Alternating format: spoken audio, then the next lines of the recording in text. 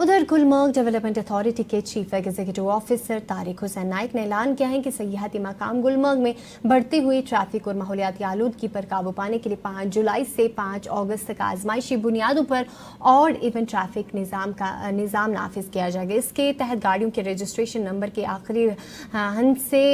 हिस्से की बुनियाद पर दाखिले की इजाज़त दी जाएगी। हुकाम के मुताबिक इस इक़दाम का मकसद गुलमर्ग के नाजुक माहौलियाती निज़ाम के तहफ़्फ़ुज़ और सयाहती सहूलियात में बेहतरी लाना है।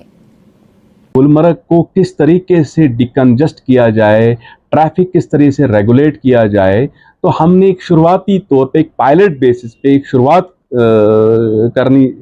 चाहिए, जो 5 जुलाई से हम इन्फोर्स करना चाहते हैं। जो भी हमारे यहाँ टूरिस्ट बाहर से आ रहे हैं या हमारे लोकल लोग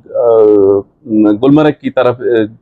जाना चाहेंगे, तो मेरी सबसे मोदबाना गुजारिश है कि ये आर्डर जो है ये सहूलियात के लिए जारी किया गया है। ये किसी इस चीज़ के लिए नहीं किया गया है कि किसी को इससे हम तकलीफ़ पहुंचाना चाहते हैं। लेकिन जब तक हम सब इस चीज़ का साथ नहीं देंगे, तब तक मुमकिन नहीं है कि हम अपनी जो सैर व तफरीह है एक टाइमिंग के हिसाब से, इसमें आप जानते हैं कि हमारे कुछ टूरिस्ट आते हैं जो केबल कार के लिए आते हैं, गंडोला के लिए आते हैं, कुछ नाइट स्टे के लिए आते हैं, कुछ सिर्फ दिन को रहने के लिए आते हैं। तो उन सब की चीज़ों को मद्देनज़र रखते हुए 5 जुलाई से, जो कि एतवार का दिन भी है, तो गुलमर्ग डेवलपमेंट अथॉरिटी जो एडमिनिस्ट्रेशन है, इन्फोर्समेंट एजेंसी है, ट्रैफिक डिपार्टमेंट है, पुलिस है, ट्रांसपोर्ट डिपार्टमेंट है, उस चीज़ पे हम